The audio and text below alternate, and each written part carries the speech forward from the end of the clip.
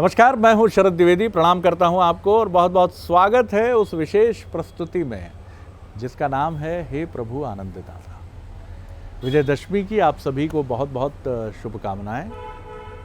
और आज का विषय विजयदशमी तो बहुत स्पष्ट है कि किस विषय पर हम बात करेंगे। विषय जो है वो है राम और रावण। और जिस तरह विजयदशमी के दिन एक ऐसी बुराई जिससे पूरा त्रिलोक आक्रांत था, भयग्रस्त था, पीड़ित था, उस बुराई का अंत राम ने किया।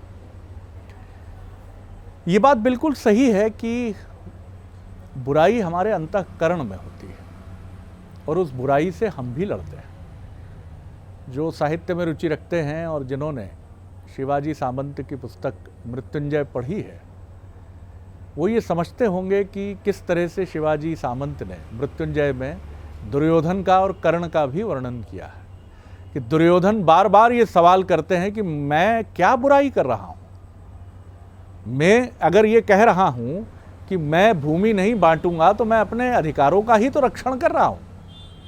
तो ये पांडव जिन्होंने बचपन से हमारे हर अधिकारों पर प्रहार किया है, जो हमारे गुरुओं के प्रिय पात्र रहे हैं, मैं इनको धूल चटाना चाहता हूँ युद्ध में।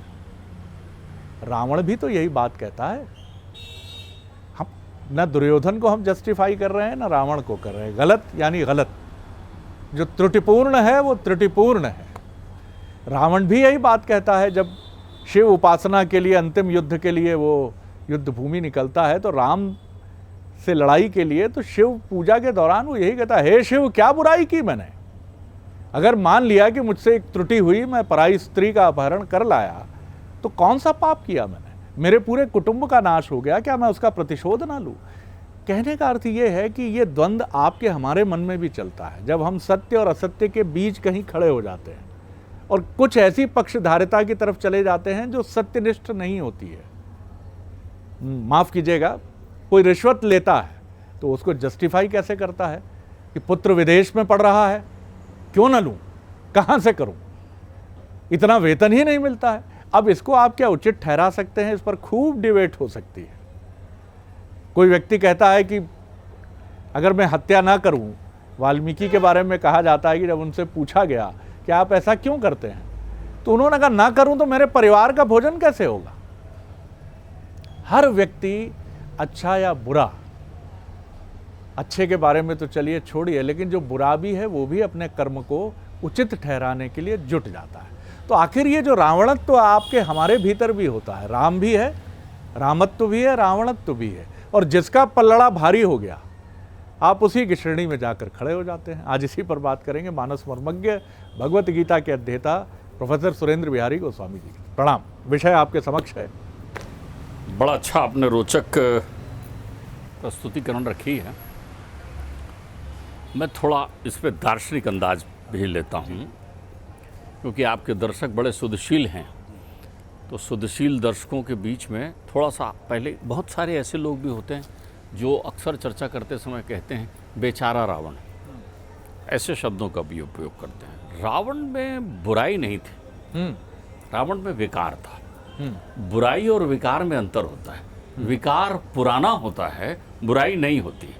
तो बुराई जो है उसे छोड़ा जा सकता है, बुराई और अच्छाई की तुलना भी की जा सकती है कि ये तुम में बुरा है, ये तुम में अच्छा है। लेकिन विकार अविकार नहीं होता, विकार स्थायी होता है आपके अंतर्चित्त में। तो हमें रावण के रावणत्व को समझ लेना चाहिए, क्योंकि विकार रावणत्व है, रावण नहीं है। तो रावण में जो छिपा हुआ वो रावणत्व है, जो विकार का प्रतीक है। उस रावणत्व की मूल प्रक्रिया क्या है? बहुत सारे ऐसे लोग होते हैं जो आपको कहते हैं ना कि मैं ये चीज़ छोड़ना तो चाहता हूँ साहब, लेकिन पता नहीं क्यों नहीं छोड़ नहीं पाता हूँ। उनकी जन्म जन्मांतर की वो विकारगत साधना जो है ना, प्रारब्धगत, उनके चित्त से चिपकी हुई होती है, स्मृति में बनी हुई होती है। बहुत सारे, किसी बच्चे को अपन पुराने समय में ये होता था कि बच्चे के सामने खिलौना रख देते थे और देखते थे कि उसकी रुचि कहाँ है, क्योंकि उसके चिपके हुए चित्त को में वो विकार जन्म जन्मांतर से है, वो अच्छाई जन्म जन्मांतर से है जिसके प्रति वो आकृष्ट होगा।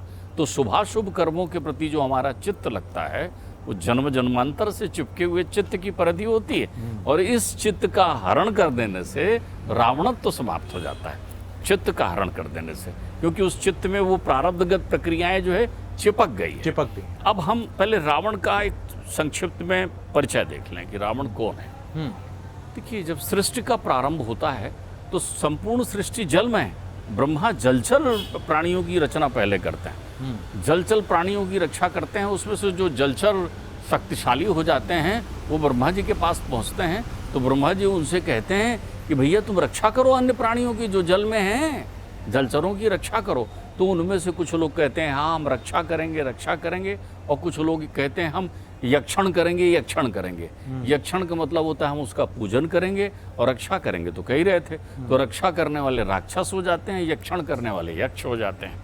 अब उनमें विकसित होते हुए उनमें हेत और प्रहेत नाम के दो असुर तैयार हो जाते हैं। दोनों परम बलशाली हैं।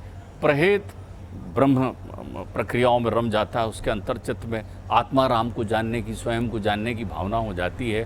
और हेत जो है अभिमानगत होकर के अपने जीवन को प्रारंभ करता है। तो हेत जो है भय से विवाह करता है। हेत भय से विवाह करता है। उसके यहाँ विद्युन केश नामक पुत्र पर प्रकट होता है।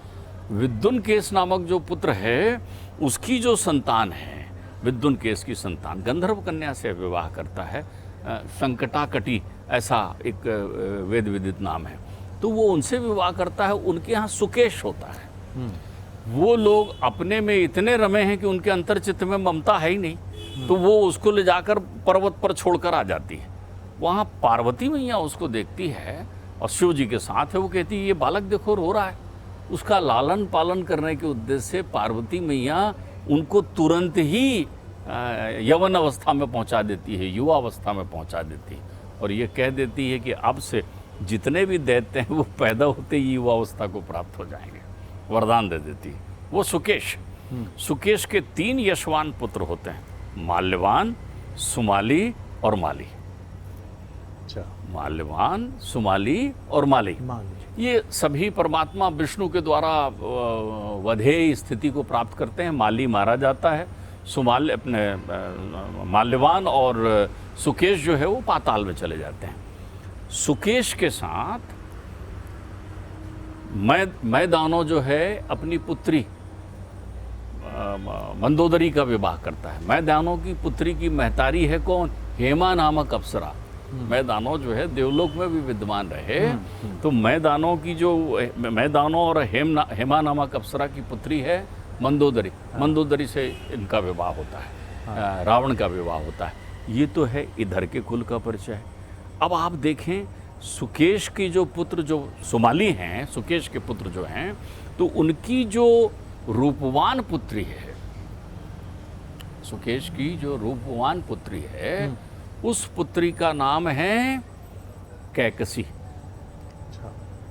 अब यहाँ कैकसी में आप रुक जाइए क्योंकि कथा लंबी हो जाएगी, तो मैं आपको दूसरे कोने में ले चलता हूँ। ब्रह्मा के यशस्वी पुत्र हैं, मानस से उत्पन्न हुए पुलस्त ऋषि। पुलस्त ऋषि के पुत्र होते। पुलस्त ऋषि में एक विधा है। रावण जो है वो मानसी प्रकट हुए हैं, ध्यान रखिएगा।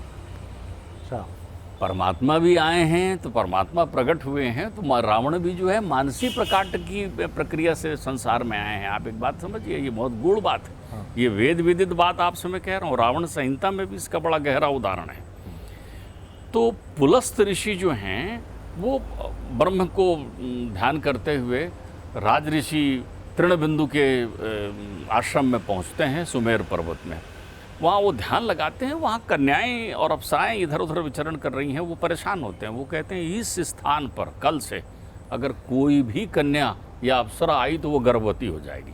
श्राप दे देते हैं, यहाँ आना ही नहीं। अब पुलस्त ऋषि तप कर रहे हैं। तृणबिंदु की कन्या जो है उनके इस श्राप से अनभिज्ञ है और वो वहाँ पहुँच जाती है। उसका शरीर पीला पड़ जाता है, गर्भवती हो जाती है। ये विधा पुलस्त ऋषि में है। ध्यान रखिए, पुलस्त ऋषि उसे अपनी पत्नी के रूप में स्वीकार करते हैं और उनके यहाँ बड़ा यशस्वी पुत्र होता है जिसको कहते हैं विश्रवा। परम महात्मा विश्रवा पुलस्त ऋषि के पुत्र होते हैं विश्रवा। ये विधा विश्रवा में भी है। विश्रवा को भरद्वाज मुनि की पुत्री ब्याही जाती है और उनके यहाँ वैश्रवण का जन्म होता है। जो तप करके कुबेर बन जाते हैं, यक्षपाल कुबेर बन गए और स्वर्णयान से आते जाते हैं, लंकापति हैं, लंका में निवास करते हैं, पहुंचते हैं। ये सब कुछ देखता है कौन? सुमाली। तो सुमाली अपनी पुत्री को भेजते हैं विशश्रवा के पास। उनके जो पुलस्त ऋषि के पुत्र हैं, परम तेजस्वी संत हैं विश्रवा, उनके पास भेजते हैं। वो पहुंचती, सेवा करने लगती। वो कहती, क्या चाहती हो, तुम मेरे पास क्यों आई हो, क्यों इस प्रकार सेवा कर रही हो? बोले, महाराज आप तो त्रिकालदर्शी, मुझे मेरे भाई ने भेजा है, आपसे मुझे संतान चाहिए, और वो संतान भी जो है मुझे कुबेर की तरह प्रतापी चाहिए। तो विश्रवा विचार करते हैं और विश्रवा उसे वरदान देते हैं, और वरदान में शाप भी समाहित करते हैं। वो कहते हैं, तुम ऐसी बेला में वरदान मांग रही हो तो जाओ, तुम गर्भवती होगी, लेकिन तुम्हारी सारी संतान जो है असुर कुल को विभूषित करने वाली और कुल को कलंक लगाने वाली होगी। दारुणा के साथ, करुणा के साथ वो गिर पड़ती। वो कहती, महाराज ऐसा ना करो। तो फिर क्या करते हैं? विश्रवा उनको वरदान देते हैं कि तुम्हारे सारे संतानों में एक संतान धर्मज्ञ होगी, जिसे परमात्मा की प्राप्ति होगी, और जो अजर अमर होगा।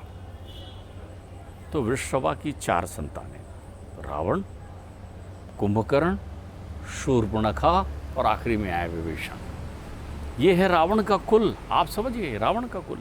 आपकी इस बात से तो मैं बहुत स्वाभाविक रूप से ये समझ पा रहा हूँ कि एक ऋषि कुल में जन्मा असुर इस द्वंद्व से तो जूझता ही होगा कि मैं जो कर रहा हूँ वो धर्म नहीं है।